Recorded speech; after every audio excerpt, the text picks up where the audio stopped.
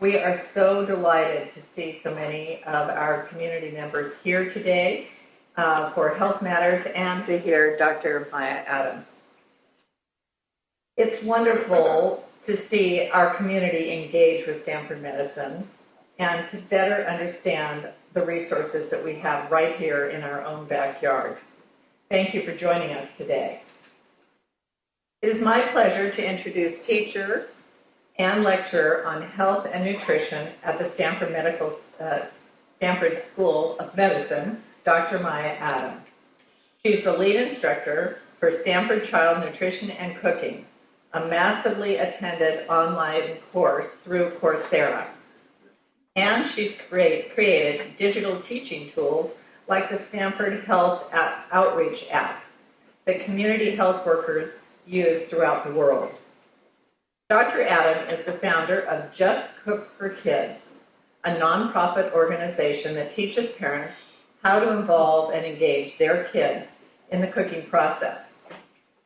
She is also the author of Food Love Family, a practical guide to child nutrition. Please join me in welcoming Dr. Maya Adam.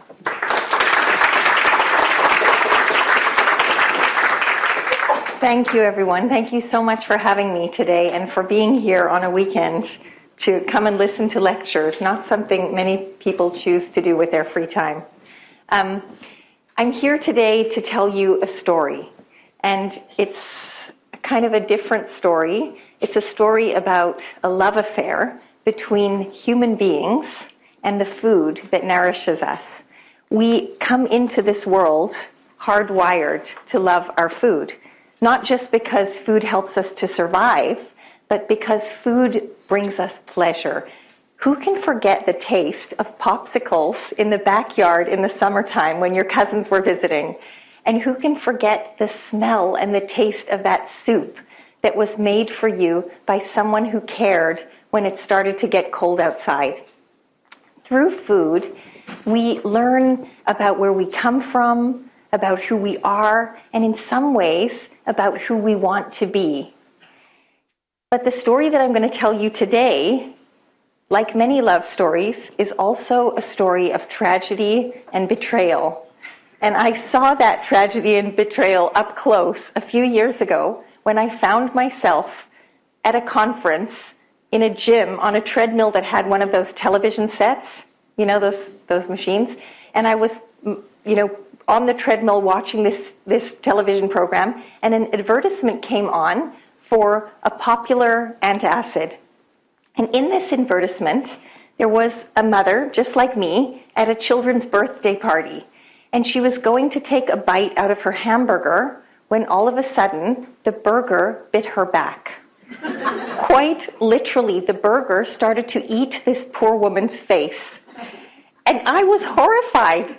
I was horrified because one of the most important things I had learned in medical school was that pain is a protective sensation. It helps us to avoid things that would cause damage to our bodies. And what this ad was telling us was that we should medicate that protective sensation away so we can continue consuming the foods that are hurting us. But another reason that this ad horrified me is because of what it said about what has become of our relationship with food. What was once a loving, stable relationship has somehow turned into the War of the Roses.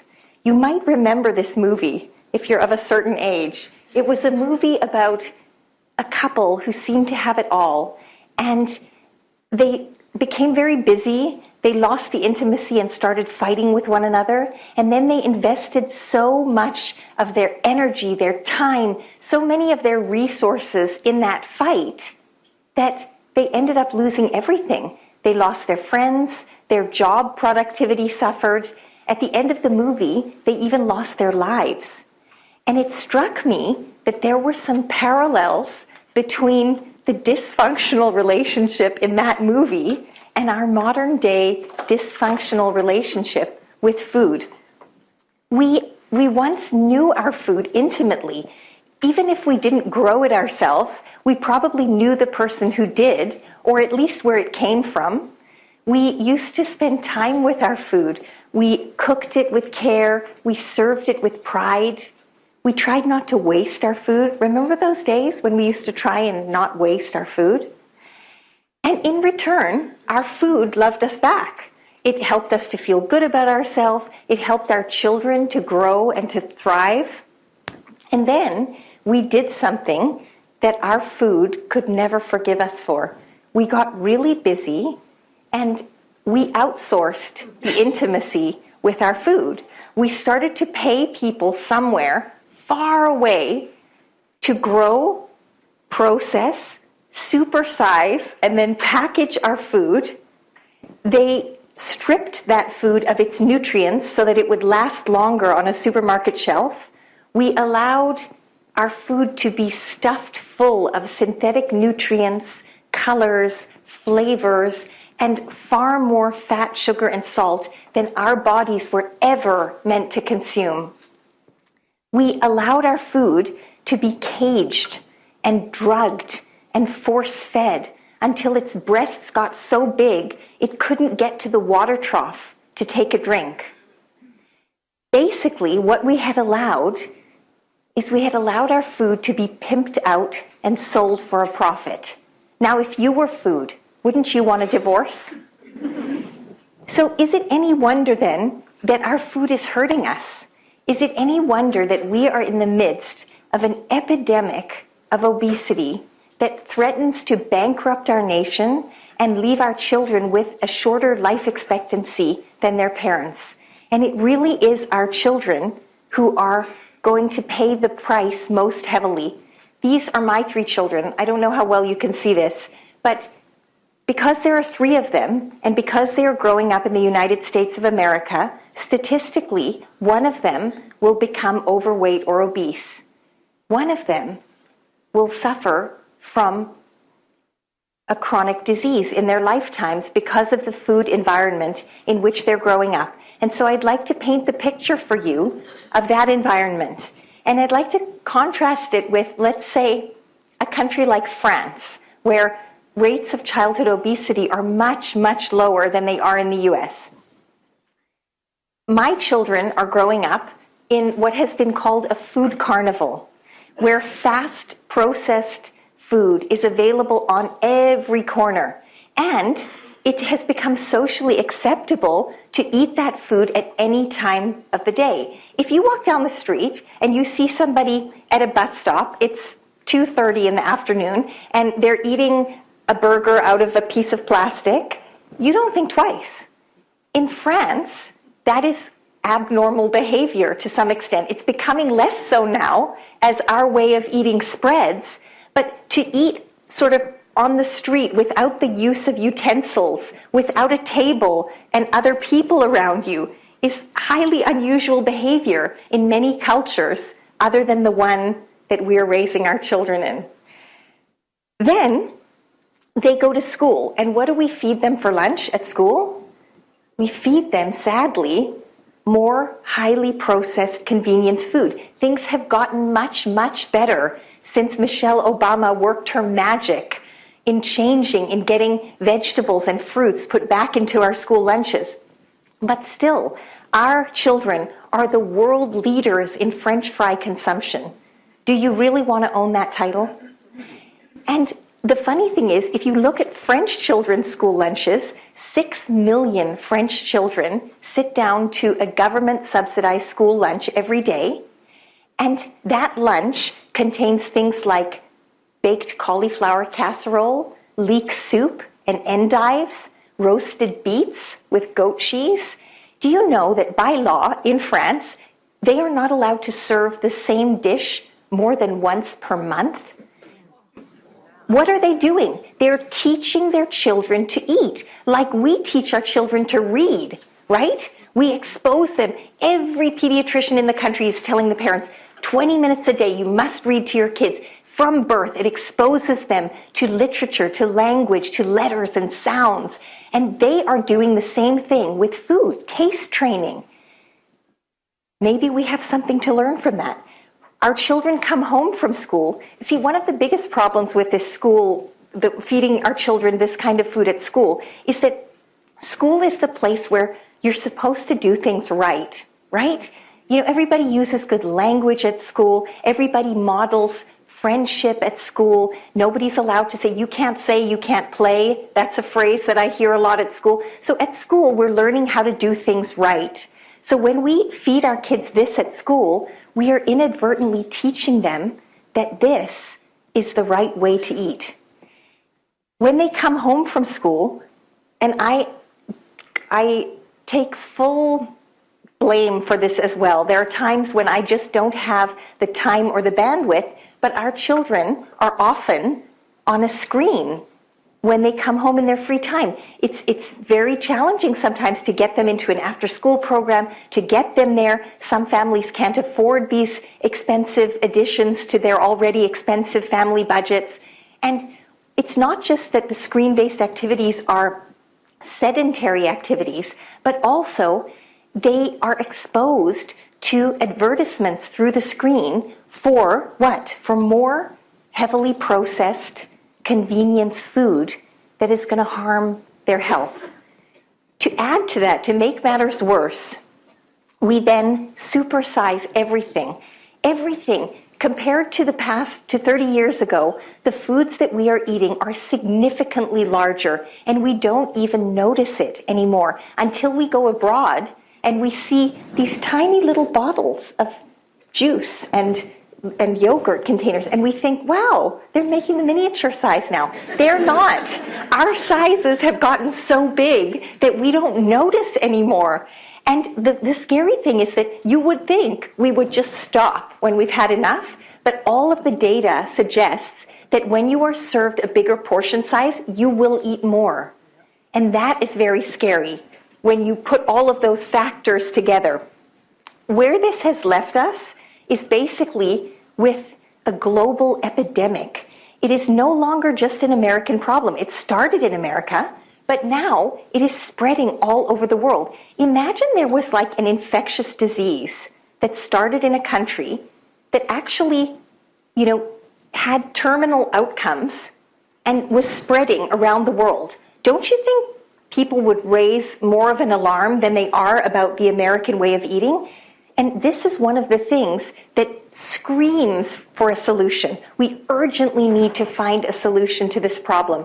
And yet, we just keep investing more time, energy, more of our resources in the war on food, instead of trying to repair the foundations of that relationship. And it's a targeted war. You might remember, 20 years ago, even 10 years ago, the foods in our supermarket had labels that said fat-free, non-fat. It was a war on fat.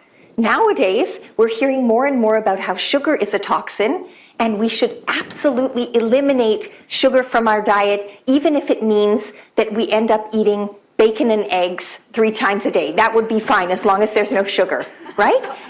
The side effect of this targeted war on specific nutrients in our food is that we have all become much more educated about what's in our food, right?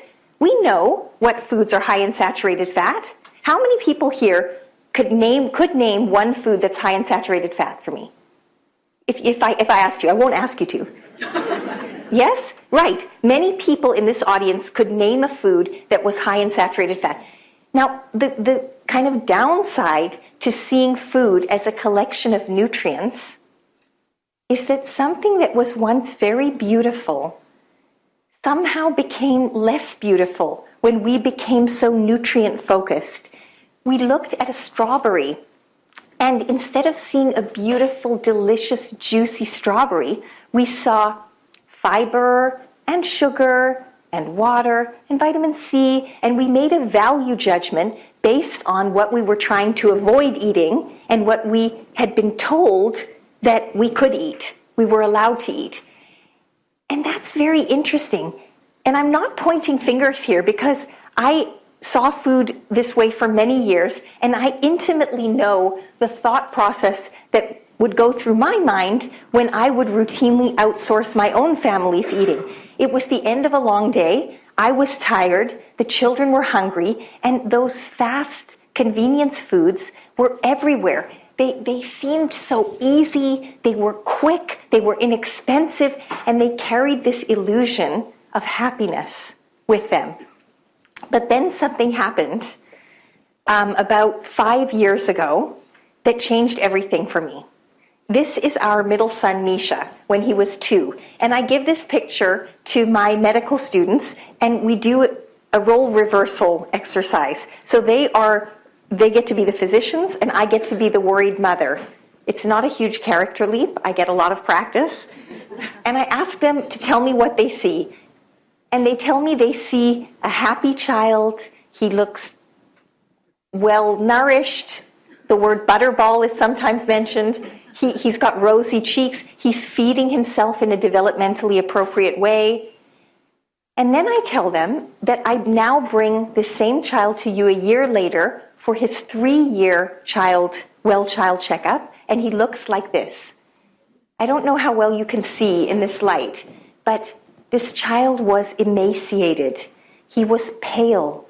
He complained of terrible stomach aches, and we couldn't figure out what was causing them.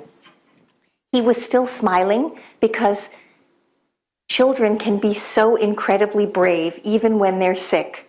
But this child could not get up off of the sofa on some days to play with his brothers. He was so weak. After 8 weeks of worry and testing, Misha was diagnosed with celiac disease, an autoimmune food allergy to gluten, to the gluten that's found in wheat and a few other grains. And this is Misha 6 months after being on a gluten-free diet. Now, I am not going to tell you today that going gluten-free is the answer to our problems, because we have seen so many times that the single nutrient solution is never a sustainable one. But what I will tell you is this. In those 24 hours after Misha's diagnosis, the hours where I cried and I threw away a lot of bagels, and I worried, how am I ever going to travel with this child to other countries? And I thought, why me? Why my child? In those 24 hours, I also realized I had a choice to make. I could either mourn the loss of those bagels for the rest of Misha's life, or I could blow the lid off of this thing and turn it into the biggest party our household had ever seen. I started cooking again. From somewhere in my childhood memory bank, I remembered my mother coming home from work, and she would toss a handful of onions in some hot olive oil on the stove, and the whole house would fill with the smell of dinner on its way. So I started to imitate her, and an amazing thing happened. The children became interested in what was going on in the kitchen. They felt that they wanted to be a part of the preparation of real whole foods. And miraculously, they seemed to enjoy eating those foods. You know, my littlest one wanted to know where his food came from. And even he was a picky eater at the time. He tried things he would never have tried before. We visited farmers markets and experimented with new flavors and new ingredients. I rarely cooked from recipes because I knew that that wasn't going to be a sustainable way for me to cook in the long run. But what I found was that the more I did it, the more I cooked, the easier it got. And I actually started to feel pretty good about what was coming out of that kitchen. The children began to look at their food in a different way. We had friends of all ages come into our home, and there were experiments with real whole ingredients, with fruits and vegetables and cake batters. And I realized that we were eating healthier and yet enjoying our food more than we ever had before. I did have to reallocate a little bit of my time, but the upside was so great that I couldn't imagine ever going back. As a family, we had come together around food, and I felt that for the first time in our lives, we were truly loving the foods that would love us back. Now, this adventure did more for me than change the way we ate. It changed the nature of the question from what should we be avoiding this month to what do we feel like eating this month. And what we ended up eating was really pretty satisfying. I have a story to tell you, for those of you that haven't heard this one already. My children are being raised in what you might call a multi-faith home. We celebrate the Jewish holidays, we celebrate the Hindu holidays, they go to a Catholic school, they're getting it all. We've got all of our bases covered. But these children, Misha was at school one day and one of the lovely teachers asked him, "Tell me, Misha, does your family pray before you eat?" And he shrugged his shoulders and said, "We don't have to. My mom's a pretty good cook."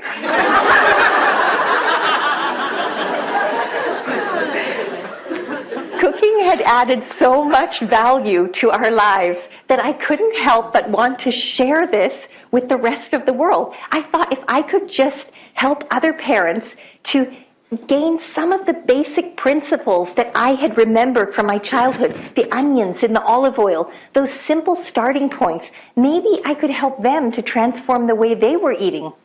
Now, you have to love Stanford, and especially sort of very innovative leaders in medical education like Charles Prober, who's our Dean of Education here.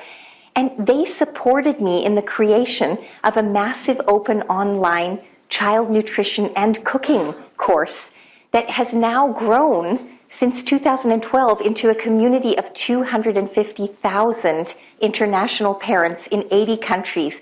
They come together and they share their stories about how cooking added value to their lives. In January of this year, we were again supported in creating another massive open online course for adults called Introduction to Food and Health on Coursera. And in that course, I had the great fortune of getting to work side by side with Michael Pollan, who also appeared and lent us his voice and lent us his ideas, and also experts like David Eisenberg at the Harvard School of Public Health, who have done groundbreaking work in helping health educators and health promoters and physicians to become more aware of how to talk to their patients about food. So I'm here today to tell you that if you're tired of fighting with your food, if you want to repair that relationship once and for all, I have something for you that is better than any love expert, any counselor in the book, and you might already have one in your kitchen cabinet. It's that pot. It's that pot in your kitchen cabinet, that cooking pot. Pull it out. I would like to end by showing you the trailer for the Stanford Introduction to Food and Health course. In case any of you want to join us on Coursera, it's a free on-demand course. And after that, I'm going to leave you with my wish for you.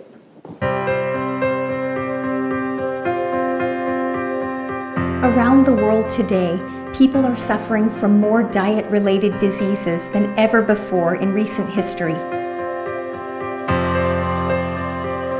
The so-called Western diet has been implicated as the major contributor to our modern epidemics of disease. We don't actually know what about the Western diet is creating the problems, but what we do know with a great deal of confidence is that populations who eat this diet, and it's normally defined as a diet high in meat, high in processed foods, with very little whole grains, very little fruits and vegetables, that populations who eat that way have very high rates of chronic disease. When you think about the increasing rates of obesity and diabetes, you could really think of it as a tsunami wave off the coast. It's enormous. Physicians nowadays, more than ever, need to advise patients about food. Which foods to eat more of or less of and why. How to shop for, prepare, cook, enjoy healthy, delicious foods. Not just nutrition facts, not biochemistry, but food. We are living in a food environment that fails to support our health. Taking back the control over our food preparation is essential to our long-term well-being. By examining our eating behaviors and learning the skills we need to reclaim responsibility for what's in our food, we can celebrate the foods that will protect us and bring us pleasure for the rest of our lives.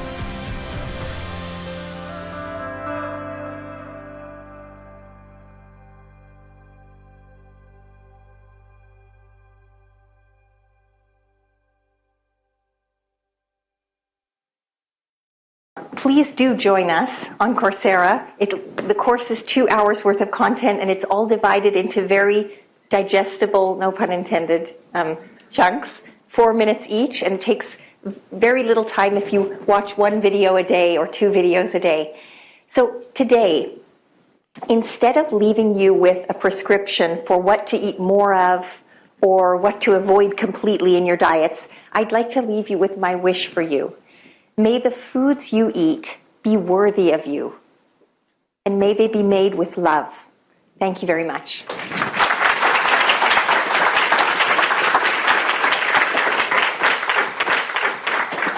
Do we have time for a few questions? Great. Okay, so we have some time for questions.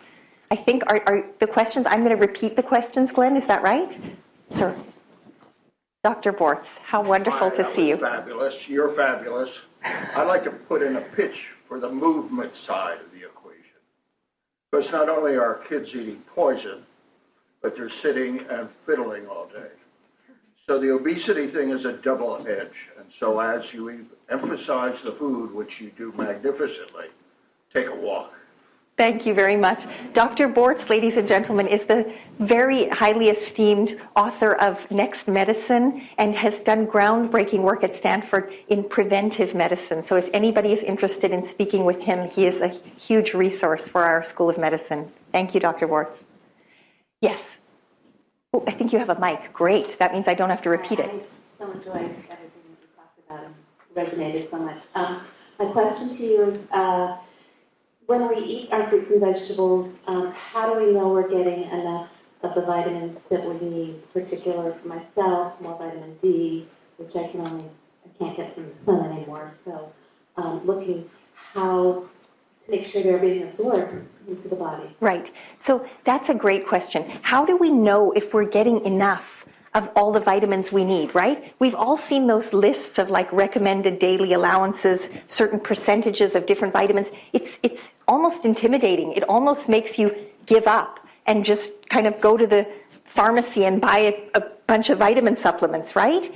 I would say, and I think this is sort of the thinking of Michael Pollan and people who really are looking at food-based solutions rather than nutrient-based solutions, is if you are eating an array, an assortment of fruits and vegetables, if you go, for example, for a simple principle like different colors of vegetables, try and eat a few different colors of vegetables, in all likelihood, you are going to be getting the vitamins that you need from that collection. If you eat only one color or one type of fruit or vegetable, it's much more likely that if there is some potential contaminant in that food, it's going to be more harmful than if you diversify. And also, when you eat a broad spectrum of foods, you get a broad spectrum of nutrients. There are obviously situations where people need to be assessed for specific nutrient deficiencies, and that's something to talk to a physician about. But in general, for healthy people, if you are eating, a nice amount of colorful fruits and vegetables that you are enjoying, together with other whole foods, whole grains, lean proteins, you will most likely meet your nutrient needs in that way, without the stress of having to count how many grams and what percentage have you reached. Does that make sense? I'll let you decide. Aaron? There's a lot of complexity in the life, right? And the food industry has way more complexity about organic and non-organic. So do you want to talk about those? Yes. We love our organic foods. So it is wonderful that we have raised awareness in the general population about the importance of growing things organically without pesticides and in the way in which they were grown. And that's wonderful. But as always in the US, that becomes a new marketing tool, because now you can find cookies that are all organic. You can find sugar that's like completely organic. It's funny because I noticed this with my son with the gluten-free diet. I look at things now that were always gluten-free, but now they shout out, gluten-free, salt is now gluten-free. I know salt is gluten-free. I don't need you to tell me that on the package, but it has become a marketing ploy. So this kind of, just because something is organic, as you know, sir, it does not mean it's healthy for you to eat. But I would say if we can afford to buy the organic fruits, the organic vegetables, the organic meats, if we can afford that, that's wonderful. If not, eat the fruits and vegetables. It's much more important to eat the fruits and vegetables than to eat organic. So if the choice is not to eat them because you can't afford the organic ones, please just eat the traditional fruits and vegetables, because as long as you're getting a nice variety of foods, then we do the best we can with the resources that are available to us. Erin, should we do one in the back and one up here? Great. We'll get you, sir. You're next. Thank you. It was great to see the pictures of your kids cooking and enjoying the food, so thanks for sharing that. Can you mention again the online community where we could get some recipe ideas? And yes. Right. So there are a couple of places you can go. Coursera is the home to our 2 massive open online courses. And then we also have a small nonprofit called Just Cook for Kids that has a blog where parents post recipes from all over the world. And so you can either get involved through the courses in an online community that shares recipes and stories, or you can get involved through the nonprofit. And everything is open access. There are no fees involved. We're trying to make everything as available as possible to everyone who is interested. The website is www.justcookforkids.com. That's the nonprofit website. Okay, Erin, and after that, this gentleman has been waiting as well. Thank you. Sorry. Thank you so much for your lecture. Enjoyed it very much. I have a grandson with ADHD, and I was discussing with my daughter-in-law, meds versus diet. Yeah. And do you have any cutting-edge information on yes. that topic? So there has been a lot of discussion about a whole spectrum of behavioral issues, from mild to more severe, and how diet could potentially play a role. I would say nobody has been able to prove that a certain foodstuff causes a certain behavioral disorder. However, I would say it's always a good idea to provide a child with a balanced, nutritious diet. It definitely can't hurt to, help a child in that way. Hold on one second. Glenn, I'm hearing some... Oh, it's broadcast from another room. Wow. They're joining us virtually. That's amazing. Okay, so firstly, don't get me started on the topic of behavioral disorders in the United States, because this is also one area where I think we may have gone overboard in finding every single problem we can possibly find, especially with our young boys. And so I think that what we can do to support our children is provide them, as common sense would tell us, with a lot of love, with a lot of fruits and vegetables, a lot of nutrition, and they will be, somebody once told me, a very intelligent behavioral pediatrician once told me, they will become you. They will grow up and be you. So if you're happy with who you are, do the same, and your children will end up being you.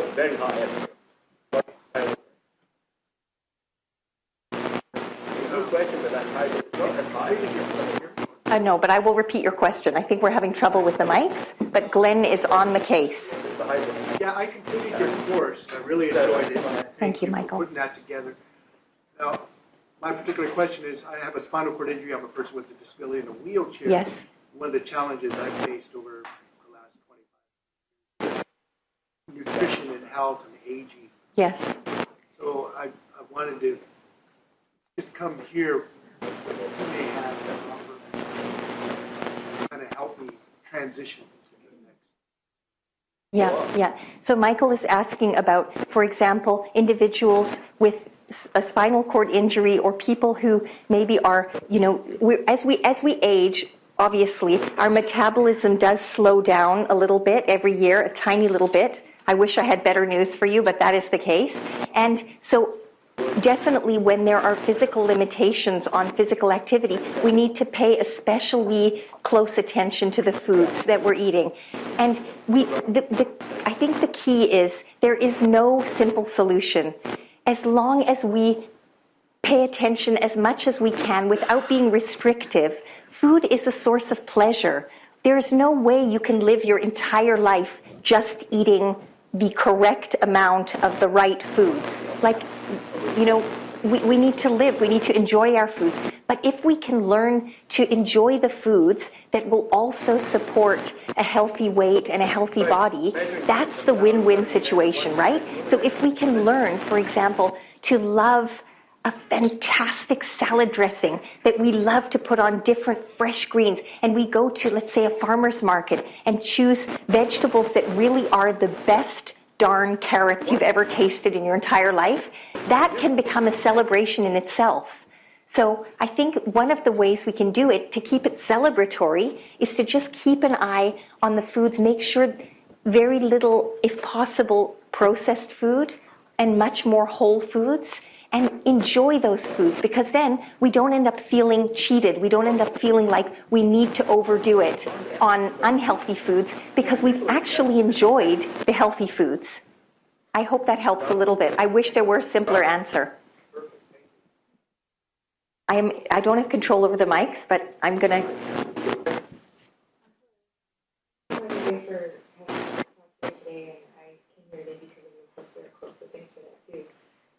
I have a two-part question. Kind of speaking of opportunities for marketing, you have an opinion about grass-fed beef versus not. That's a trend that's been growing. And then also, do you think that's one for me as well. So it's a ridiculous thing. It's an amazing that is driven by what? By Yes. Right. Okay, first part of the question was about grass-fed beef. So cows, it took me a while to sort of understand this. Cows were not supposed to eat corn. They were, right? Cows, we think about cows walking in the grass and they lean down and they nibble, right? But in America, corn became very cheap at a certain time in history. And so we realized, people in America, some people realized that feeding that to cows would make them fatter more quickly, and it was cheaper than allowing them to roam freely. So many of our cows are raised now in CAFOs, confined animal feeding operations, where they're standing shoulder to shoulder with other cows at a trough, and they are only fed corn and grain.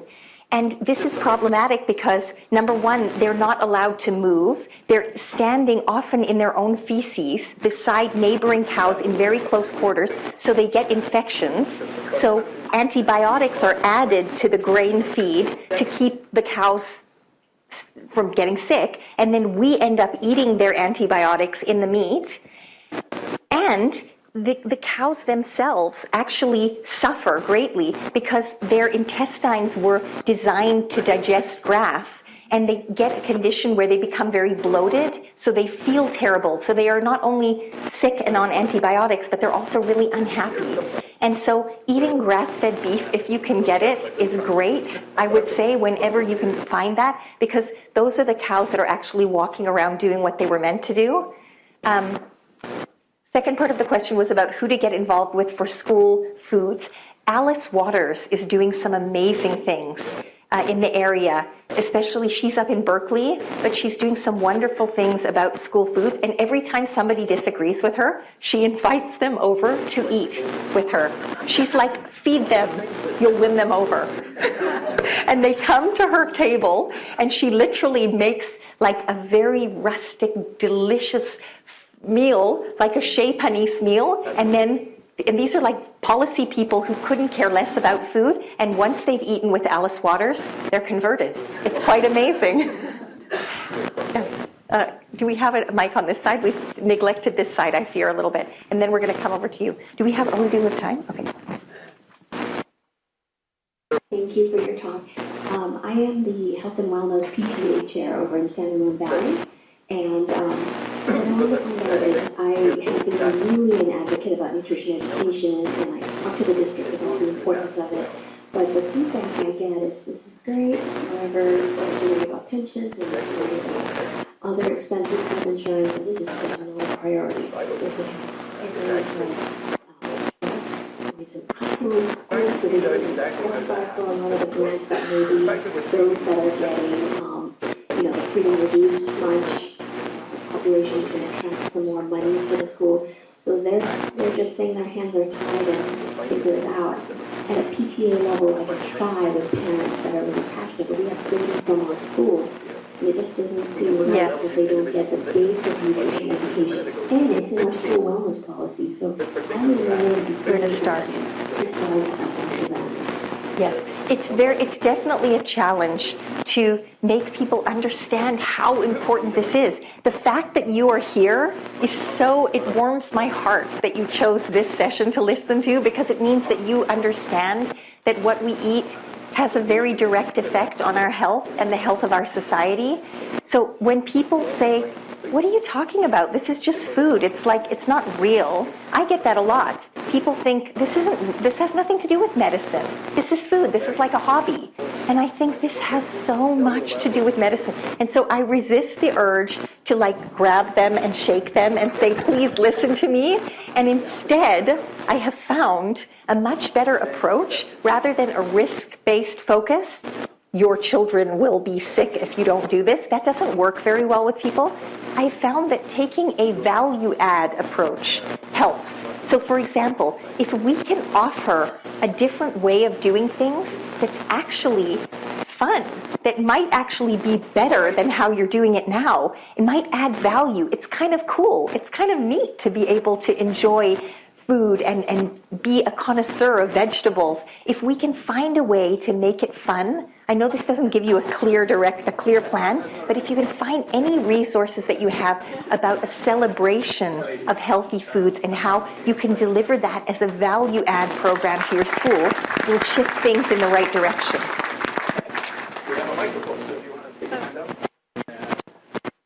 Glenn, how are we doing with that other room? I'm still hearing them. They were Dr. clapping. I Ashley, doubt it was for me. Regarding about studying or understanding the psyche of the Scottish adventurers. Now it's kind of loud. Relationship between Should we just elite unplug athletic completely and talk and like a normally? thrill-seeker gene. There we go.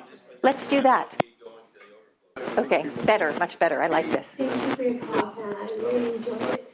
And my question is, I have a child who's 11-year-old who loves white food, noodles, rice. I have that child too. And banana, and everything white. But anyway, I was just wondering, because is there a relationship between the mood swing and the white food disorder, which is Right. And also, second question, how do you get your boys involved in food? I saw you in the market and get them involved in cooking and kids. Yeah, that's a boy too. Oh.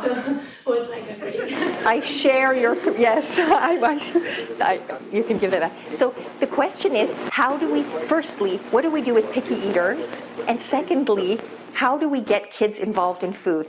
Firstly, I feel your pain. I went through phases with each of my boys where they only wanted to eat white, or the one only wanted pasta with parmesan 3 meals a day. Or whatever, and some people are born with that. Has studying this affected how you think about what it means to cheat in sports? They want to be independent. They want to make their own choices. So what I would say to parents struggling as I did, often these things are phases that will pass. And the most important thing we can do, because you can't make a child eat something they don't want to eat, right? But what we can do is, if they see us truly towing the line, if they see us really enjoying great healthy foods, and we're doing that in front of them on a regular basis, so they regularly see us eating a certain way and enjoying it, that can be very powerful in terms of helping them eventually want to have some of that too. My husband and I sometimes will play a game with our little one who went through the parmesan and pasta phase, and we would eat stir-fried broccoli with chili flakes and garlic and a little bit of kosher salt sprinkled on top. Like, when it's done really crunchy and it's just delicious and the smell fills the kitchen. And my husband and I would take bowls of this, and we'd sit down and we'd give him his pasta and we would eat it, and we would be like, this is so good. And after a few times, the little one was like, what's that? And my husband said, oh, this is adults food. You probably won't like it. That child insisted on trying what he said. It's spicy. You're not going to like it. Dad, I want to try that. And you can actually children in the audience, cover your ears, please. You're in the audience, that means you're already great food-loving enthusiasts, right? But the point is that if we model great eating habits, at the very latest, when that child is in college and that child is assembling their own plate, they will remember that something green was on the plate, something colorful was on the plate. Our plates were not just, firstly, we had plates. Some families, the kids don't see plates their entire childhood. Everything is out of a box or a bag. But if you have plates, and those plates involve color and different foods, that sets your child up for seeing that as what a normal meal should be. And that is very, very important. As for getting them involved, if you get your children involved in cooking, and it's hard, especially if you're a control freak like me, because I think I can do everything better in the kitchen than my kids. So for me to be able to sit back and be like, sure, that looks great, it's going to be delicious. It's hard, it goes against my grain. You want to go and help them, right? You want to fix it, you want to tidy it up. You have to actually back off, I think, and say, what are we going to eat? What do you want to eat? When you're at the shop, when you're at the farmer's market, what do you feel like eating? Choose any weird vegetable you want, and let's see how we can cook it. Has anybody looked at power and speed, which is sort of the other end of the athletic spectrum, which might not have a really impressive VO2 max, but can jump out of the gym? Basic common sense. But if you get the children involved, and if you take almost a skeptical viewpoint where you're like, are you sure you can do that with asparagus? Okay. They will insist that that is the best darn asparagus you've ever tasted, because kids like to be right. So if you let them go and then you try it and you say, and I have swallowed some bad things in my life, but if you try that food and you say, this is really good, you can actually turn them on, because they become much more confident in the kitchen. They start to fancy themselves as little chefs, and that can be powerful too. Am I getting a warning sign for you or no? We're good? Okay, we can take one right here. So you mentioned the grass-fed beef. Yeah. So what about not going into the economical part of why giving the beef grass is uneconomical, about the vegetarian versus omnivore and the China study for milk or no milk, regardless of the lactose intolerance? Yes, yes. Okay. So in general, I would say we eat too much meat in our country. We eat too much meat.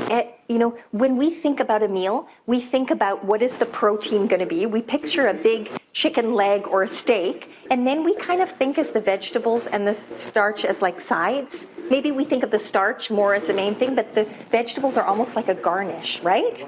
So if we can shift that thinking and think first, what is my vegetable dish going to be tonight? And then, okay, what would go well with that?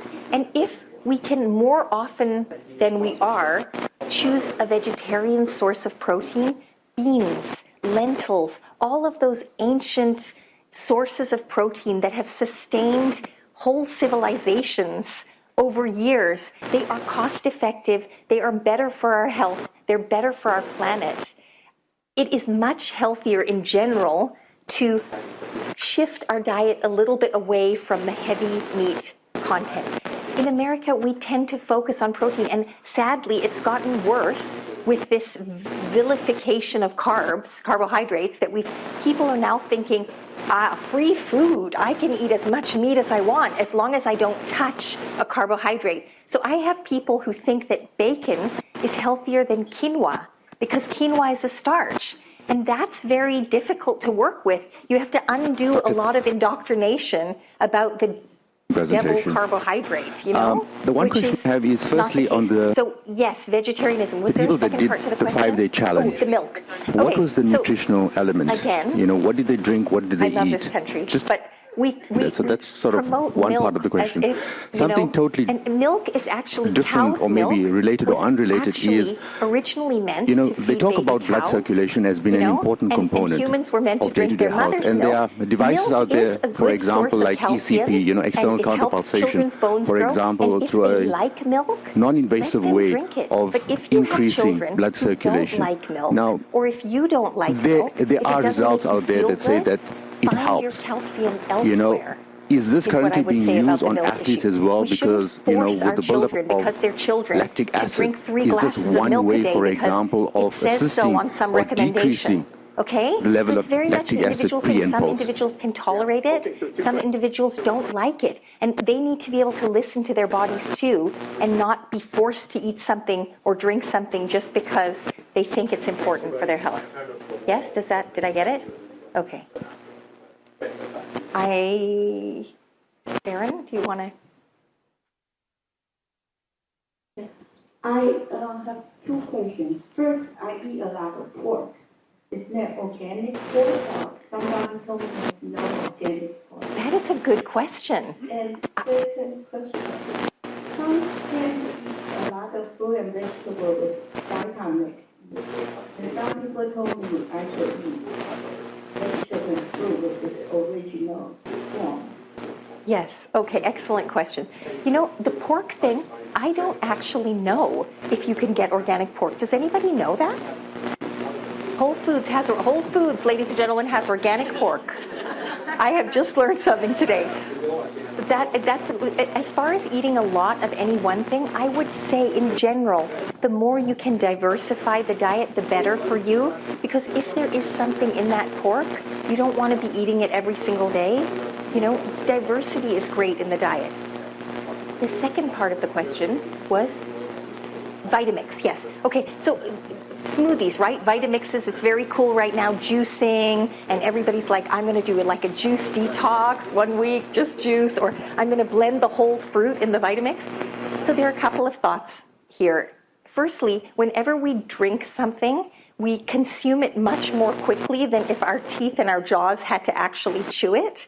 So we end up consuming more calories when we drink our food than when we cut up broccoli or kale and toss it in a salad and we actually have to chew it, right? So benefit number 1 of not going the juice smoothie route is that you can actually consume fewer calories because you're eating the whole fruit. You have to peel the orange, you have to chew the orange, you're not kind of juicing it and just drinking the sweet part. Even when we blend whole fruits, which is better than just juicing the juice out, when we blend whole fruits or whole vegetables together, that is an effective way if, for example, you're struggling to get enough vegetables in and you really just want to make sure your body's getting the vegetables. Sure, go for it. But one downside of that is for our children, they don't learn to love the beautiful sight of a vegetable in its whole form on the plate. Vegetables are beautiful if you look at all the different shapes and colors.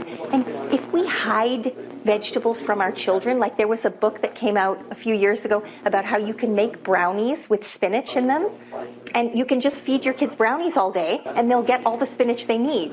I think that's a bad idea because then when they get to college, they're going to remember having brownies, breakfast, lunch, and dinner, and those will not be the kind with the spinach in them, right? So I think the more we can get our children to actually love the sight of a fruit or vegetable on their plate, the better we are in setting them up for success and a healthy body. Last question. Oh, this is hard because you had your hand up a long time. I have to go with her because we haven't had any questions from this demographic yet. So how old are you? I'm 14. She's 14. We have to give her a shot, right? Okay. So nowadays, everybody's trying to be more aware of how much sugar they eat. And so how do we know what are the right types of sugar to be eating and how much? Yes. And it's so funny to hear people, everybody has their belief. Some people are like, it's honey. You got to just eat honey and not sugar. Other people are say maple syrup. I don't let my kids touch honey or sugar, but they can have maple syrup on everything. So everybody has very strong beliefs. In general, the scientific thinking is that sugar is sugar is sugar. There are some that are slightly more refined, like the white bleached sugar, compared to like the brown sugar. But in general, other than the kind of refined bleaching type of process that goes on, sugar is treated by our bodies in the same way, and it has 4 calories per gram. It's a simple carbohydrate. It gets digested very quickly into the bloodstream, so it tends to shoot the blood sugar up, which isn't great for people who are trying to manage their blood sugar levels. So in general, if we can try and lower the amount of sugar in our diets, and here's a great tip. So the World Health Organization has said that in general, for the average sort of 2,000 calorie diet, we should ideally not be eating more than 6 teaspoons of sugar a day. So if you read, for example, some yogurts have like 24 grams of sugar in the yogurt, that's your 6 teaspoons in that yogurt. So if you can buy like plain yogurt and then you control how much honey or maple syrup or whatever you want to add to that, then you have much more control. So if we can reduce the amount of sugar and eat that sugar with other things, so it's not just by itself, because then it really shoots up. But if you eat it with, let's say, a little bit of sugar in a bowl of steel-cut oats with some nice, whatever, almond milk or whatever you want to put. I don't want to say milk because I don't want to get in trouble with the woman behind you. But I'm kidding. I'm joking. Say the opposite. Okay. I'm just joking because people feel very strongly about the food. Do you guys notice this? People will get mad at you if you disagree with them about their food. So I would say, I don't know if that answers your question, moderation. I will leave you with this one message. Moderation is the key to success. If we can learn to enjoy small amounts of food, every day your tongue should taste something that delights it, but just once or twice, not throughout the entire day. Okay? Moderation and enjoyment of food. I wish you all good health, and thank you for coming today.